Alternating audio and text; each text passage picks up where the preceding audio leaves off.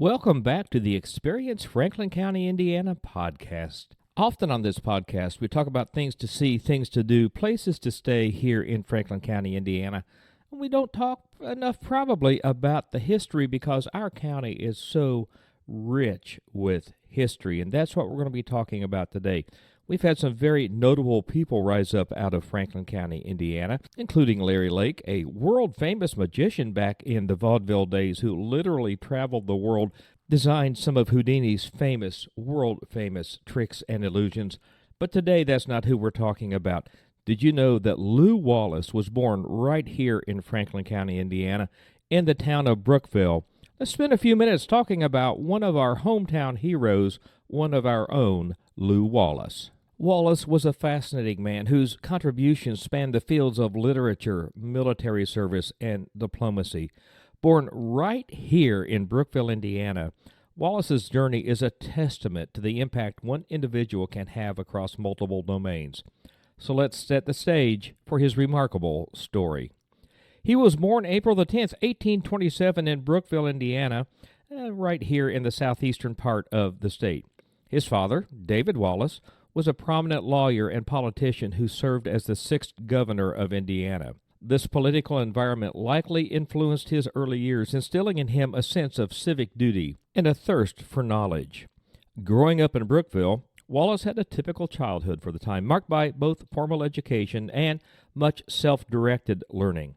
Despite the area's largely rural nature, his family status afforded him access to books and learning materials, nurturing his lifelong love of literature and storytelling. His formal education was kind of sporadic. He attended various schools, but often found the structured environment stifling. Instead, he preferred to read extensively on his own, showing an early aptitude for learning. By the age of 16, he had begun to study law under his father's guidance, but his interests were wide-ranging. His military career began not longer in earnest during the Mexican-American War, where he served as a first lieutenant in the 1st Indiana Volunteer Infantry.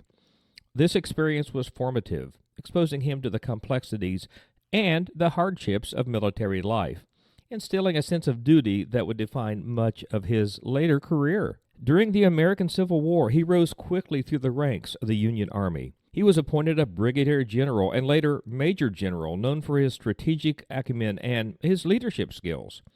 His most notable military contribution was at the Battle of Monocacy in 1864, where his forces delayed Confederate troops, allowing Union forces to fortify Washington, D.C., and this earned him the nickname, the Savior of Washington. While Wallace's military career was distinguished, his literary achievements brought him lasting fame.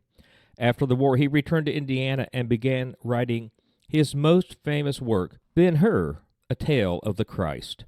It was published in 1880.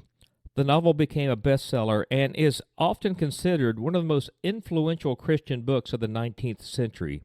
It's been adapted into many films, including the 1959 classic that starred Charlton Heston. In addition to military and literary pursuits, he also had a significant diplomatic career. He was a busy man. President Rutherford B. Hayes appointed him as governor of the New Mexico Territory in 1878.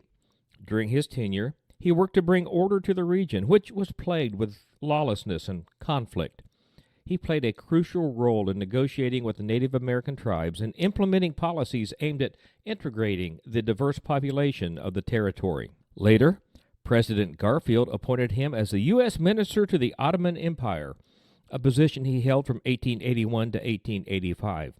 His diplomatic efforts in the Middle East were marked by a commitment to fostering good relations and understanding between the United States and the Ottoman Empire. Well, Lew Wallace's legacy started right here in Franklin County, Indiana.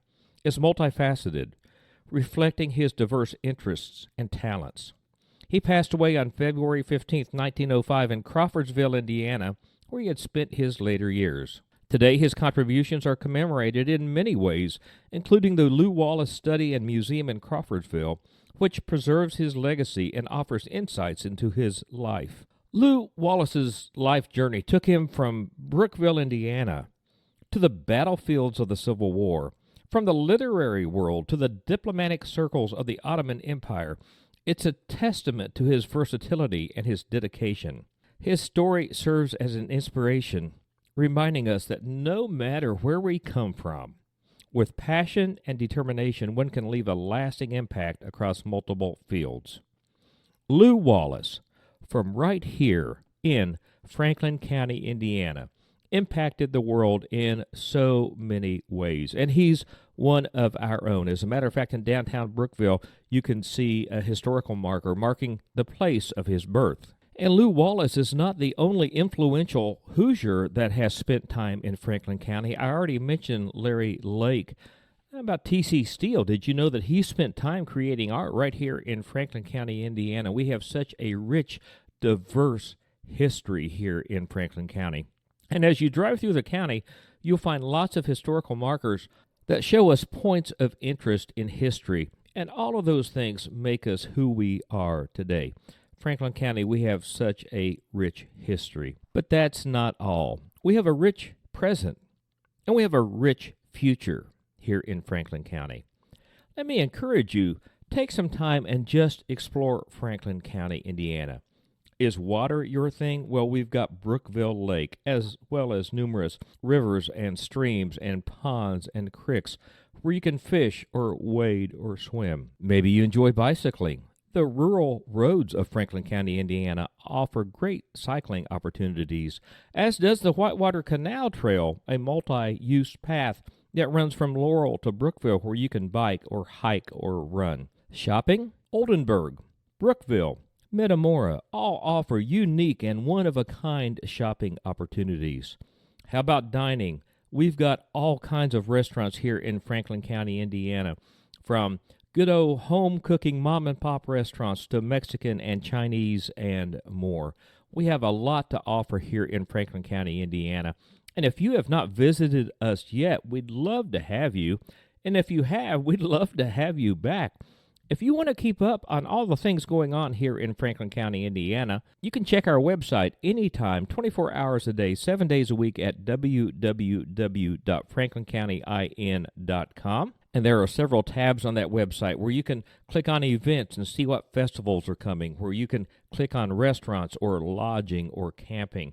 Also, be sure and follow us on social media on Facebook, Instagram, and TikTok. We'll keep you all up to date on what's going on here in Franklin County, Indiana. Until next time, we hope to see you experiencing Franklin County.